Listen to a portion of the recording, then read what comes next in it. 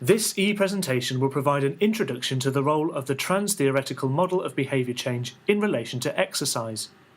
As a scientific community, we are often interested in the process that leads people to begin to engage in and then maintain healthy exercise behaviours.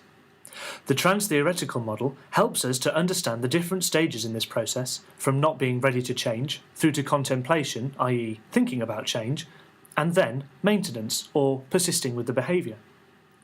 As we go through the presentation together, we will explore the 5 different stages of change and relate each stage to a real-world example. Following this, you will be asked to reflect on different scenarios and explain how these might relate to different stages in the model. The trans-theoretical model acknowledges that the stages of behaviour change are unlikely to be linear and more likely to be cyclical due to the fact that people often do not succeed in maintaining changes in their lifestyle. We like to think of this as a journey, and different roads can take you to different places, back to where you came from, or onto somewhere new. As we go through, we will discuss the 5 stages of the trans-theoretical model. These are labelled as pre-contemplation, contemplation, preparation, action, and maintenance. When a person is at the stage of pre-contemplation, they are considered to be not ready.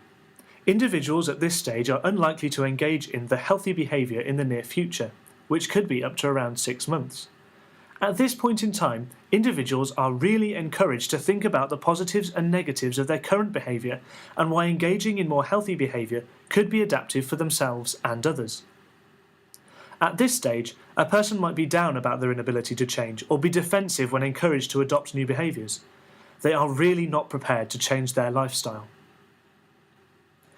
As an individual moves from pre-contemplation to contemplation, they are said to be getting ready.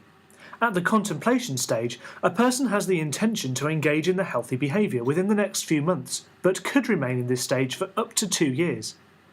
People at this stage appreciate the positives of changing their behaviour. However, they may still try to avoid action and continue to put the behaviour off. At this point in time, others can help the individual by reducing the negatives associated with the behaviour change. Someone in the contemplation stage might have a thought about adopting a particular behaviour, maybe taking up a new sport or exercise, but are unlikely to act on that thought. At this point, the person is beginning to think about changing their behaviour. Following contemplation comes preparation.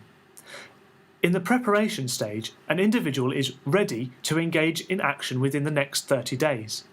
At this stage, a person takes gradual steps that will help make the behaviour part of their everyday life.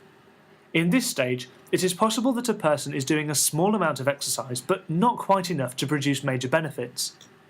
An example might be to tell family and friends that they want to change their behaviour.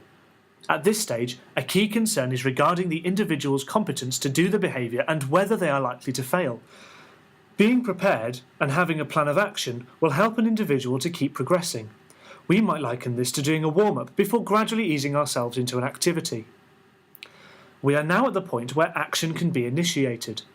This is the 4th stage in the trans-theoretical model, and it can often take some time to get to this point. People in the action phase have initiated behaviour change within the last few months and need to keep working hard to keep the healthy behaviour as part of their life. Strengthening a person's commitment to the behaviour will help to stop the person slipping back down through the stages. At this point, it is valuable to learn techniques that can improve commitment, such as acknowledging the steps they have taken and avoiding people who might encourage more unhealthy behaviour. At this stage, our runner is doing well, but could quite easily relapse and begin walking again because there's a lot going on. There are many different processes at play, and it is a challenge to maintain the healthy behaviour. The final stage in the trans-theoretical model is maintenance. People who progress to the maintenance stage have changed their behaviour several months ago. These individuals are encouraged to share their experiences and seek support from other people who behave in healthy ways. At this point in the model, it is important to have an awareness of potential situations that might cause the individual to slip back into more unhealthy patterns of behaviour. For our runner, it is important to challenge themselves, but also to be able to overcome potential barriers. When facing a big obstacle such as a hill, the self-efficacy or competence to know that they can make it to the top will encourage them to continue with the behaviour. As we develop the trans-theoretical model further, there are some key processes in operation that enable an individual to transfer between stages. One key factor in whether a person changes their behaviour and makes progress is decisional balance. This relates to whether the positives outweigh the negatives of doing the behaviour. A second process is self-efficacy. If a person feels competent and able to effectively change and adhere to the healthy behaviour, then they are more likely to do so. In addition, researchers have identified 10 processes of change which make progress more likely. This presentation served to provide you with an introduction to the trans-theoretical model and by no means provides an in-depth discussion of all the key points for you. Your challenge now is to go away and learn more about the stages of change and be able to apply these scenarios into real-life examples.